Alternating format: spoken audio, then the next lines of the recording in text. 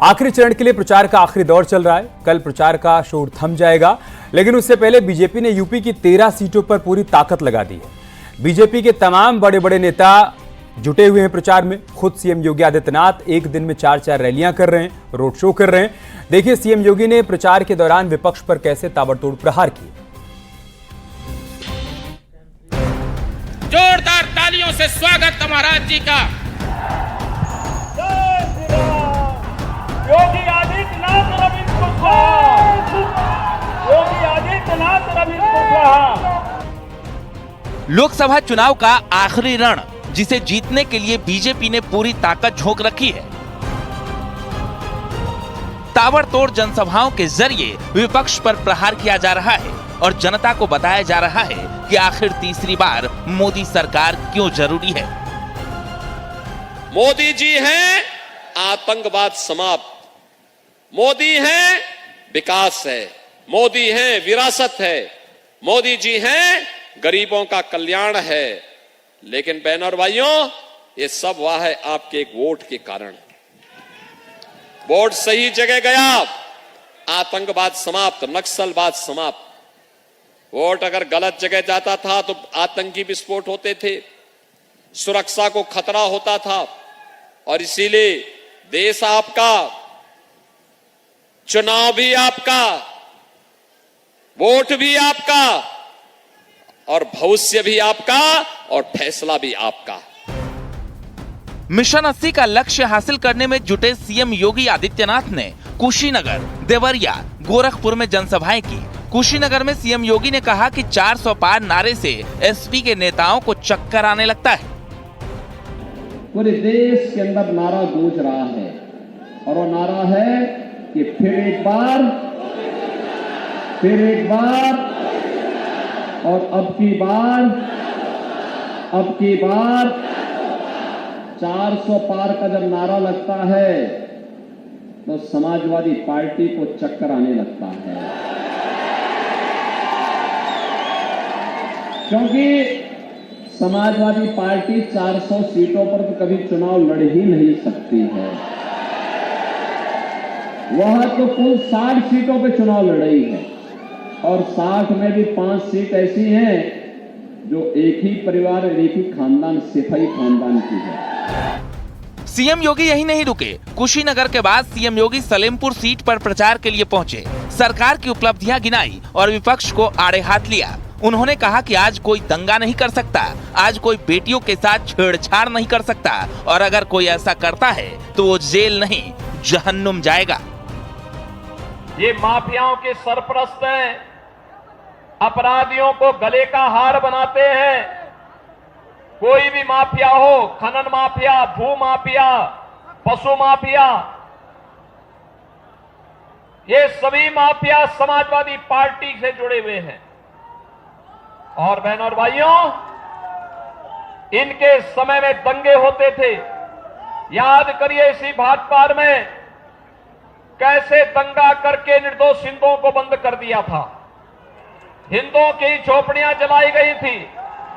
तब मैं सांसद था, मैं आया था यहां पे, मैंने जेल से छुड़ाने का काम किया था उन लोगों को। हमने कहा ये नहीं होने पाएगा, और अगर कोई निर्दोष, आज आप देखते होंगे, आपने 7 वर्ष में यूपी में कहीं दंगों का नाम सुना है क्या? आज यूपी में दंगा नहीं होता है। नो कर्फ्यू, नो दंगा, क्योंकि यूपी में है सब चंगा। बांसगांव में सीएम योगी ने कांग्रेस और समाजवादी पार्टी के मैनिफेस्टो पर भी सवाल उठाए। राम मंदिर निर्माण का हवाला दिया। राम भक्त और राम विरोधी के बीच चुनावी लड़ाई बताया। जब जनता से पूछते हैं कि अभी 400 पार क्यों, कैसे, तो एक ही बात कहती है कि जो राम को लाए हैं, हाँ उनको लाएंगे। जो राम को लाए हैं, बांसगांव में इसके लिए तैयार है ना? जो राम को लाए हैं, जिसने भी कमल फूल पर वोट दिया है, वह कह सकता है कि हमारे कारण अयोध्या में रामलला विराजमान हुए हैं। दरअसल अंतिम चरण में यूपी की 13 सीटों पर चुनाव होने हैं। 2019 में बीजेपी के पास 9, बीएसपी और अपना दल के पास 2-2 सीटें थी, लेकिन इस बार बीजेपी सभी सीटों को जीतने के लिए जी तोड़ मेहनत कर रही है। Bureau report, news 18।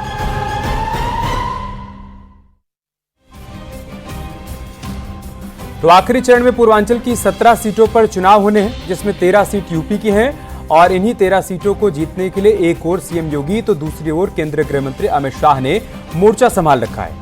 Maharajganj, Deoria, Ballia और सोनभद्र में ताबड़तोड़ प्रचार के जरिए विपक्ष पर निशाना साधा।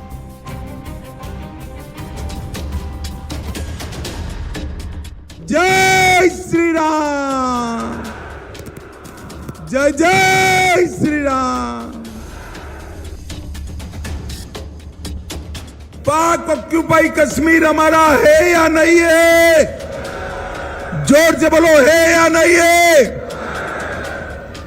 जितना सूर्यदेव ने पारा हाई कर रखा है, उससे कहीं ज्यादा इस वक्त सियासी तापमान चढ़ा हुआ है। आखिरी चरण के रण में पूर्वांचल निर्णायक भूमिका निभाएगा और यही वजह है कि बीजेपी के तमाम नेता 13 सीटों पर मोर्चा संभाले हुए हैं। गृह मंत्री अमित शाह एक दिन में 4-4 रैलियां और रोड शो कर रहे हैं। महाराजगंज, देवरिया, बलिया, सोनभद्र में अमित शाह विपक्ष पर बरसते नजर आए। देवरिया वालों, 4 तारीख को सुबह 7 बजे मतगणना शुरू होगी। 1 बजे तक चित्र स्पष्ट हो जाएगा। 3 कॉन्फ्रेंस करेंगे कि ईवीएम में खराबी थी, इसलिए हम चुनाव हार गए। अरे राहुल बाबा, ये नाचना न आए, आंगन टेढ़ा, ऐसी बात है भाई, ऐसी बात है। और 4 तारीख को ये ईवीएम पर ठीकरा फोड़ेंगे और 6 तारीख की इनकी टिकट बुक है, बैंकॉक थाईलैंड छुट्टी पर चले जाएंगे। महाराजगंज से लेकर देवरिया तक अमित शाह ने राहुल गांधी से लेकर अखिलेश यादव तक को खरी खोटी सुनाई। अमित शाह ने दावा किया कि 5 चरणों में ही बीजेपी 310 सीटें जीत चुकी है। 7वें चरण के बाद 400 पार तय है। 5 चरण में मोदी जी 310 पार कर गए हैं, 310 पार। ये 6ठा और 7वां 400 पार कराने का है। और राहुल बाबा, ये महाराजगंज की भूमि पर मैं कहता हूं, सुन लो, आप 40 भी पार नहीं कर रहे हो, 40 भी पार। और ये दूसरे शहजादे अखिलेश जी, वो भी 4 के अंदर रहने वाले हैं। अमित शाह यही नहीं रुके, राम मंदिर निर्माण से लेकर पीओके तक के मुद्दे पर विपक्ष को घेरा। उन्होंने कहा कि राहुल गांधी पाकिस्तान के एटम बम से डराते हैं, लेकिन बीजेपी के लोग पाकिस्तान के एटम बम से नहीं डरते। उन्होंने साफ किया कि पीओके भारत का है और रहेगा। मुझे बताओ, पाक ऑक्यूपाई कश्मीर हमारा है या नहीं है? जोर से बोलो, है या नहीं है? ये कांग्रेस वाले हमें डराते हैं। वो कहते हैं कि पाकिस्तान के साथ एटम बम है, पाक ऑक्यूपाई कश्मीर की बात मत करो। मैं आज बताने आया हूं, राहुल बाबा, हम भाजपा वाले हैं, एटम बम से नहीं डरते हैं।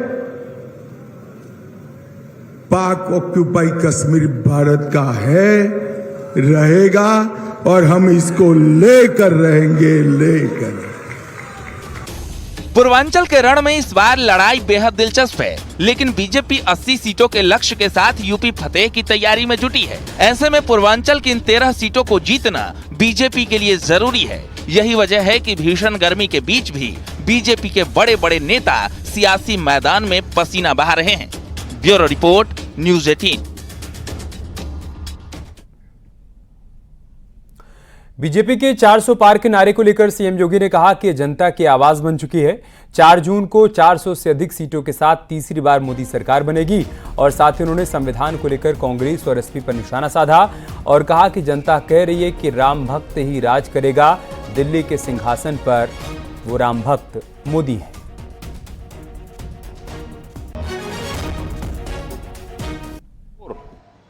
उत्तर, दक्षिण, पूरब, पश्चिम, जहां कहीं भी आप जाएंगे तो आपको एक ही नारा सुनाई देगा, एक ही स्वर आपको सुनाई देगा।